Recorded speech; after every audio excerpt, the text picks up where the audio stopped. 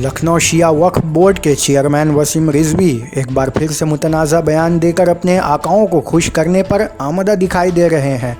ताज़ा मामला Bengali film actor Nusrat जहां का, जो अपने हिंदू बॉयफ्रेंड निखिल जैन से शादी के बाद पार्लियामेंट हलफ में जब पहुंची तो उन्होंने हाथों में चूड़ियां, मांग में सिंदूर और गले में मंगलसूत्र डाल रखा था, जिसके बाद मुसलमानों में उसको लेकर तबसरा शुरू हो गया और नुसरत जहां की हमायत एक तरफ आरएसएस हामियों ने तायद शुरू कर दी तो कोलकाता के अस्कान रथ यात्रा में उन्हें बतौर मेहमान खुसूसी की हैसियत से मदऊ भी किया गया,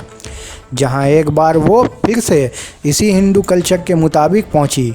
और सब मज़हब को एहतराम दिए जाने की वकालत करी। ताहम अभी ये मामला सोशल मीडिया पर चल ही रहा था कि अब लखनऊ वक्फ बोर्ड के चेयरमैन वसीम रिजवी, जो कि पहले भी बीजेपी और आरएसएस को खुश करने के लिए मुतअद्दिद मरतबा मुसलमानों के जज्बात का मजाक उड़ा चुके हैं, वो एक बार फिर से नुसरत जहां